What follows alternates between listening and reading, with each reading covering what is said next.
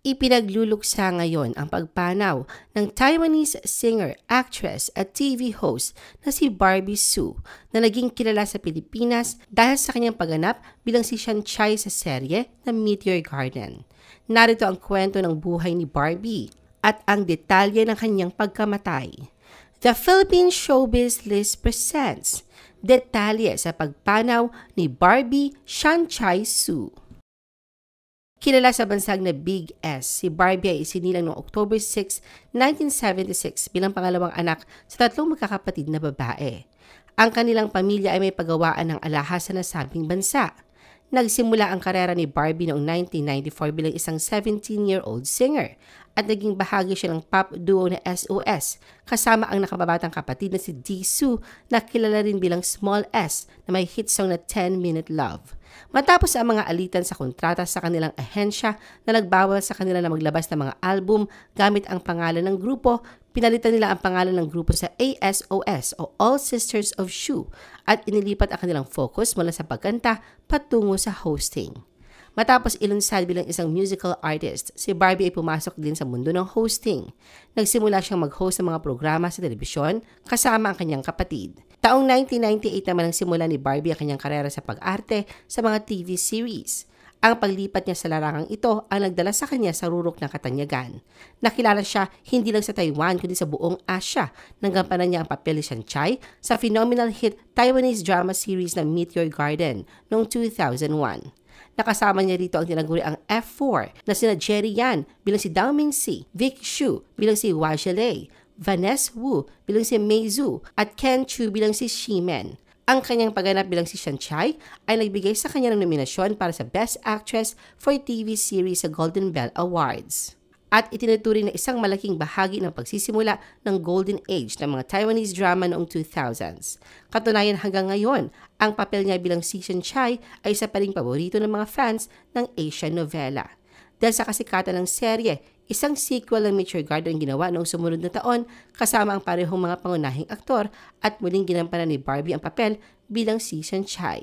Samantala wala mang dugong Pilipino, kilalang kilala si Barbie sa Pilipinas at masasabing tunay na naging malaking parte siya sa buhay ng mga kabataan noon. Ang Meteor Garden ay isang hindi malilimutang iconic na palabas sa Pilipinas na nagtakda ng isang henerasyon. Mula rito nagpatuloy si Barbie sa pagganap sa iba't ibang small and big screen hits. Sa kanyang acting career, naging bida siya sa hindi bababa sa 11 TV series at nakakuha ng nominasyon for Best Actress sa 14th Shanghai Television Festival. Lumabas din si Barbie sa 13 ng mga pelikula. Ang kanyang debut film ay sa pamamagitan ng The Ghost Inside, isang 2005 Chinese horror film. Naging bahagi din si Barbie ng isa pang horror film, ang Silk, isang Taiwanese horror film na ipinasok at ipinalabas sa 2006 Cannes Film Festival. Naging nominado siya para sa Best Actress sa 28th Hong Kong Film Awards. Sa kabila ng pag-iwan sa kanyang acting career upang pagtuunan ng pamilya, patuloy pa rin siyang lumalabas sa mga variety shows at mga patalastas.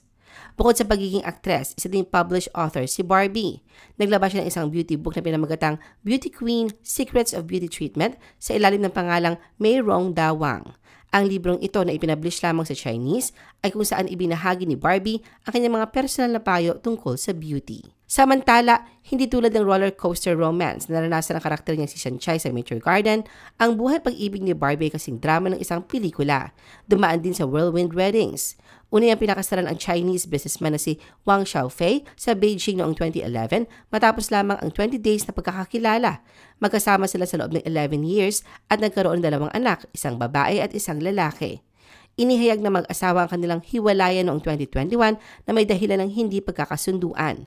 3 buwan matapos ang kanyang divorce noong March 2022, ikinagulat ng publiko ang anunsyo ng kasal ni Barbie sa South Korean singer and disc jockey na si Koo Jun-yup, kilala rin bilang DJ Koo, na dati niya naging kasintahan mula 1998 hanggang 2000 bago siya pinayuhan ng kanyang management na maghiwalay sila. Sa likod ng matagumpay na karera ni Barbie, hindi naman lingid sa kaalaman ng publiko ang kinakaharap niyang iba't ibang mga issue sa kalusugan.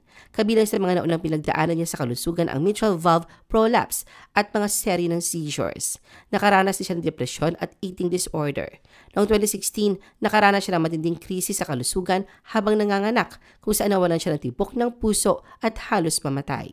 Bukod pa rito, nakaranas siyang 2 miscarriage. Sa isang panayam noong 2018, nagbigay si Barbie ng pagninilay sa kanyang mga karanasan nang halos mamatay at sinabi, "You never know when life will end, so I'm no longer afraid of death." Ang pananaw na ito ni Barbie sa buhay na hindi na siya natatakot mamatay ay isang sentimiento na ngayon ay tumagos ng malalim sa kanyang paglisan. Ang malungkot na balita ay kinumpirma mismo ng kanyang kapatid na si Dee sa inilabas na statement itong Lunes ng umaga, February 3, 2025. Pumanaw si Barbie sa edad na 48 dahil sa pneumonia na dulot ng komplikasyon ng influenza habang nagbabakasyon sa Japan kasama ang pamilya noong Chinese New Year holiday. Sa pahayag sinabi ni Dee na siya nagpapasalamat na naging bahagi siya ng buhay ni Barbie at nakasama ito sa buhay na ito at ikinalungkot niyang mawala ang kanyang kapatid. Ganun pa man, hindi nilinaw sa pahayag kung kailan at saan pumanaw si Barbie. Ayon sa mga ulat mula sa Taiwanese News, sinabi ng mga pinagkakatiwalaang sources na kasalukuyang nasa Japan ang pamilya Su at malamang nasusundan ng cremation ang kanyang labi doon bago ito dalhin pabalik sa Taiwan. Samantala, bago pa ang kumpirmasyon ng balita, nagsimula ang mga unang ulat tungkol sa pagkamatay ni Barbie matapos mag-post ng isang netizen sa Facebook noong February 2 na may pumanaw na Taiwanese celebrity na ikinasal sa isang foreigner sa edad na 48. Maraming netizens ang unang inisip na ang balita ay isang panluloko dahil kamakailan lang ay nagpakita si Barbie sa isang homecoming banquet para ipagdiwang ang kasal ng anak na babae ng Taiwanese television producer na si Wang Wei-chung noong January 25 at mukhang malusog at masaya ito. Nagpakita rin siya sa isang post ng bagong taon na ginawa ng mister noong December 31, 2024 kasama ang buong pamilya at mukhang maayos din ang lagay noon ni Barbie. Ngunit lumala ang mga chismis na ang mga mensahe na pinadala sa pamilya ni Barbie, kabilang na si Dee na humihingi ng paglilinaw tungkol sa balita ay hindi pinansin. Ayon sa mga ulat, binago rin ng ex-husband ni Barbie na si Wang Xiaofei ang kanyang profile photo sa Chinese streaming platform na Douyin at ginawang plain black na tila nagpapahiwatig na siya ay nagluluksa. Sa paglisa ni Barbie, marami sa mga kasamahan niya sa industriya ang agad na nagpaabot ng kanilang pakikiramay. Isa nga sa nanguna ang kasamahan niya sa Meteor Garden na si Ken Chu. Sa kanyang Instagram stories, nagbigay tribute siya sa biglaang pagpanaw ni Barbie. Una, ibinahagi ni Ken ang solid black photo, kasunod nito ay nirepost niya ang throwback photo ng cast ng Meteor Garden bilang pag-alala sa samahan nila ni Barbie. Ang model actress na si Lin Chiling, na kilalang mabuting kaibigan ni Barbie, ay nag-alok din ng kanyang pakikiramay. Nagpahayag siya ng paghanga sa kabuuang pagganap ni Barbie pati na rin sa kanyang taus-pusong pananaw sa buhay.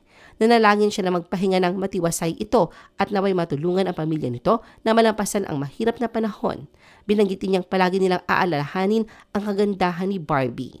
Ang singer-songwriter na si Christine Fan, na mas kilala sa stage name na Fan Fan at malapit na kaibigan ni Barbie, ay ramdam din ang pagluluksa na mag-post ito ng isang all-black na larawan sa Instagram nang walang caption. Samantala, ang TV host na si Jackie Wu ay nashock naman nang malaman ang pagpanaw ni Barbie. Bagamat hindi sila malalapit na magkaibigan, naramdaman niyang magkasama sila sa parehong industriya sa loob ng maraming taon. Ipinahayag niya ang kalungkutan at pasasalamat na naging magkakapatid sila sa buhay na ito. Sa biglaang paglisan ni Barbie sa mundong ibabaw, hindi nga lamang mga celebrities ang nalungkot at nagpaabot ng kanilang pakikiramay, kundi maging mga netizens kung saan kabilang sa nagbigay pugay ang kanyang Pinoy fans.